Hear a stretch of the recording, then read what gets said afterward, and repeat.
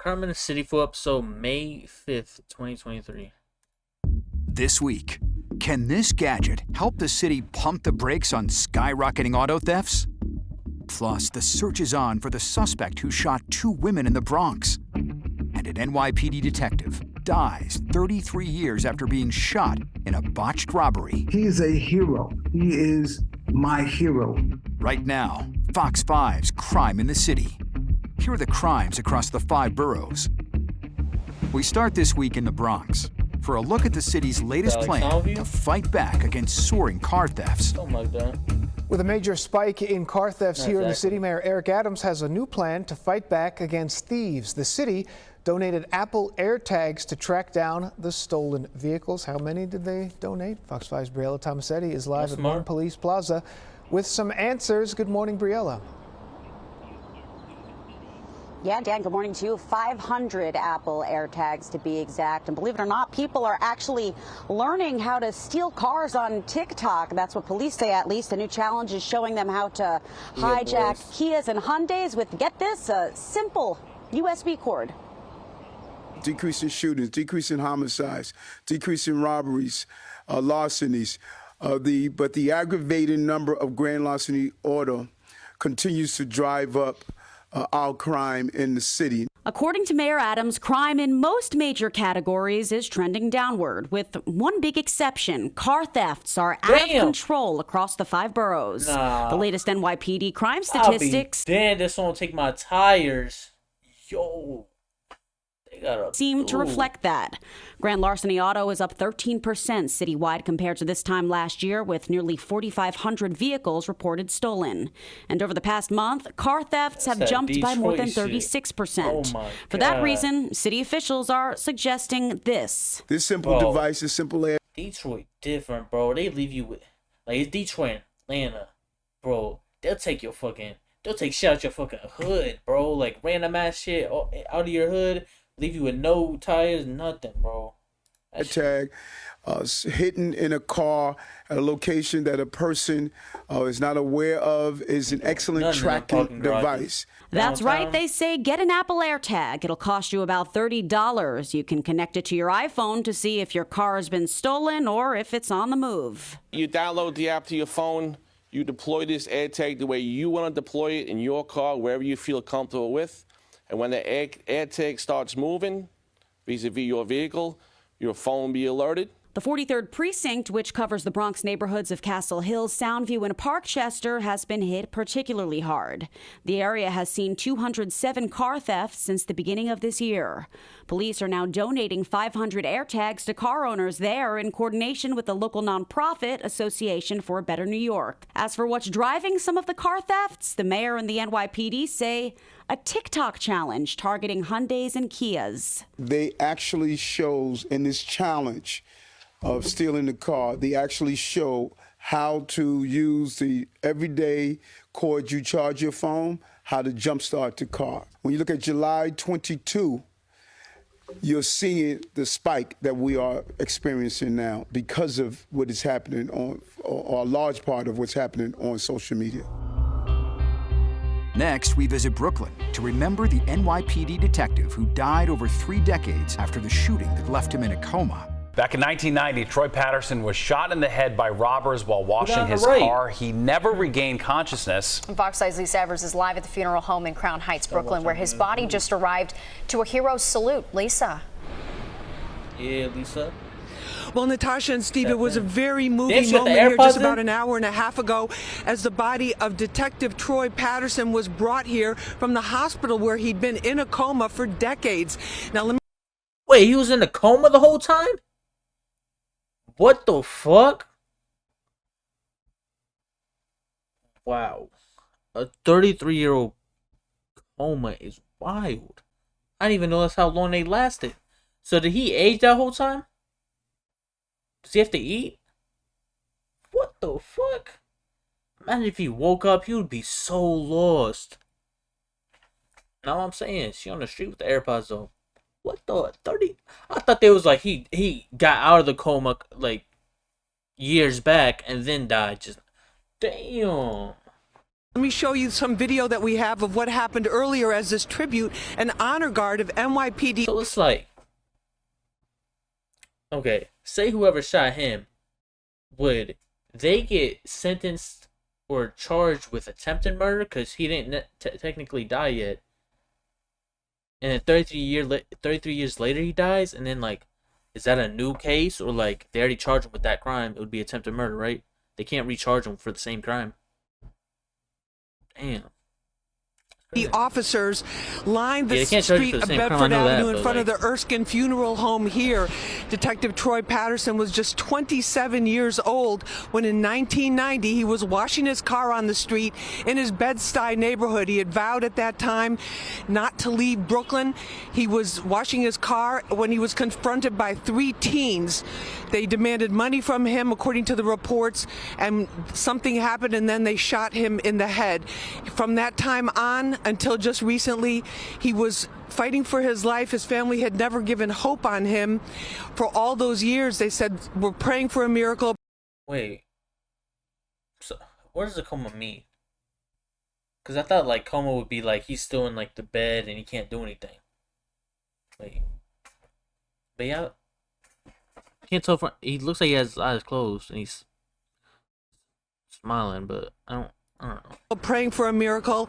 His son, Troy Patterson Jr., was with him. Police officials every year held a vigil in his honor and his memory because he inspired so many as an African-American officer at the time, leading the charge and paving the way, trailblazing really, for other African-American officers to join the NYPD. He was committed, deeply committed to the people of New York City, and even though he was just 27 years old at the time that he was shot, he had already earned 6 commendations for bravery and service to the city. Now he's being remembered by one of his friends who was with him in the NYPD Police Academy, retired NYPD detective and co-founder of 100 Blacks in Law Enforcement, Clifton Hollingsworth. I spoke with him earlier this afternoon, and here's how he is remembering his good friend, his brave hero, a hero for the city, Detective Troy Patterson. Here's what Detective Hollingsworth had to say.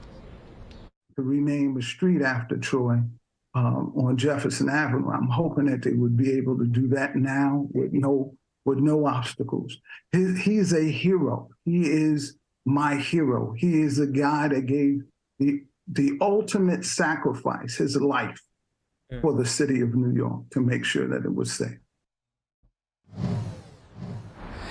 Now, I spoke with a spokesperson for the family, and he told me that they're finalizing these final arrangements for him. But judging from what you saw today and the way that the NYPD is vowing to remember him and honor his legacy, that those arrangements will be public and made in a very short time. Back to the Bronx now, where 2 women were shot in broad daylight along the Grand Concourse. Search is on tonight for the person who shot 2 women in the Bronx this afternoon. It happened just before 2 o'clock along the Grand Concourse. Authorities say a 44-year-old woman was shot in the leg, torso, and arm, while a 52-year-old woman was shot in the leg. Both are in stable condition tonight. The gunman ran off from the scene. It's unclear if the women were innocent bystanders or they were targeted. I hope they not. Up in the Wakefield section, NYPD are on the lookout for a group of women accused of assaulting a 68-year-old MTA worker. Police are searching for a group of people accused of attacking an MTA employee at a Bronx subway station. Now, it happened on Sunday, April 16th at 8:15 in the morning at 241st and Wakefield Station. Police say a group of women got in a fight with the 68-year-old MTA employee before one beat him in the head with a broomstick and the others punched him. The group Really understood, like, fighting, like, when you go to school, like high school, I'm like, bro, it's 7:30, bro. I'm just trying to go to class. I'm trying to eat breakfast. You're over here fighting in the cafeteria and shit. Like, bro, it's too early to be doing all that. Yeah, motherfuckers fighting in the subway at 8 a.m. Like, she look like she got the button up. She ready to go to her job. Like, bro, how then the fuck took you don't got off. time? That employee was treated for injuries at the scene. If you have any information, call Crime Stoppers. That number is 1-800-577-TIPS. Be too early, bro. Moving to Queens, police are searching for the suspect who punched, then sexually assaulted an unconscious woman. Searching for a suspect wanted for raping a woman in Queens. It happened early Sunday morning in Maspeth. Investigators say the 49-year-old victim was walking home when the suspect was on a motorized scooter approached her. She climbed onto the back of that scooter and was driven to 48th Avenue and 72nd Street. That's where the suspect punched her in the face. The victim... Yo, I ain't gonna say it's her fault. It's not her fault at all, but what the fuck are you getting on random people's scooters? Hit her head, falling to the ground, and lost consciousness. That's when police say that suspect raped the victim. Hit her head, falling to the ground, and lost consciousness. That's when police say that suspect raped her. She was taken to an area hospital. They did it. He did this on like the sidewalk in the street. Like, what the fuck? In serious but stable condition. But if you have any information, call Crime Stoppers. That number, 800-577-TIPS. Stranger danger. Next in Brooklyn, a man is attacked and cut by two suspects at a Borough Park subway station. And this morning, police are also looking for two... Looking at the fit. Got the vest on, the Gap. I know that A anywhere. Okay, got the belt on. The black jeans. Those ones? Red ones? Something like that? Okay. Suspects wanted for an assault on a D-train platform at 62nd. Oh, yeah. He tied up his t-shirt like a mask. We got the amaze on, sagging, using the belt, but not even buckling it. Yeah, he was on bullshit. Are those black forces? Yeah. He woke up on a mission today. 2nd Street and Utrecht Station in Borough Park, Brooklyn. Investigators say the 22-year-old victim was approached by two people who asked what he was looking at before punching, kicking, and cutting him. The suspects boarded the next train and left. The victim went to the hospital. Ain't nothing wrong with Gab, bro. In stable condition. I'm popping out with Gab. Officials believe the suspects are in their late teens. Anyone with information is asked to call Crime Stoppers. And finally, leaving the city, two people are shot and killed in Newark. One of the victims, just a 7-year-old boy. The whole city is hurting today. Newark Mayor Raz Baraka makes a passionate plea to the community after seeing the body of a 7-year-old in the hospital, one of 3 people killed Wednesday night. Dangerous. It's just crazy. It's just not safe anywhere anymore. Police swarmed the neighborhood of 363 Johnson Avenue, responding to a 911 call around 8:30. They say a man walked into the home, opening fire, shooting, and killing a little boy inside along with a man. Sickening. 360. It's just crazy. It's just not safe anywhere anymore. Police swarmed the neighborhood of 363 Johnson Avenue, responding to a 911 call around 8:30. They say a man walked into the home, opening fire, shooting, and killing a... How the fuck does he just walk in your home? Like, you don't just walk in your home. little boy inside along with a man. Sickening. Yeah, my son is 10, so I could only imagine, you know? A third man inside was also shot but able to escape, as was a woman who jumped from the second-floor window, fleeing to a family member's house. He had blood on him. He had on a white shirt, and I'm not sure what color, blue jeans. And then a car came up the one-way street the opposite way and turned around, and I believe he got in that vehicle. Police say when they arrived, they found the gunman who tossed the weapon and took off. As police chased him, he pulled out his second gun, and officers opened fire, killing him. My heart goes out and I grieve for the families that are involved in this. Oh, what the fuck is going on in Newark? He tossed a gun, had a second one on him, and died to the cop. Every family member who have lost a person in this tragic incident. The mayor explaining the investigation is ongoing, and while a motive has not been determined, police believe the shooter did not go in the house to murder, and he and the victims involved knew each other. But drugs and 3 weapons were found inside. The major link is poverty.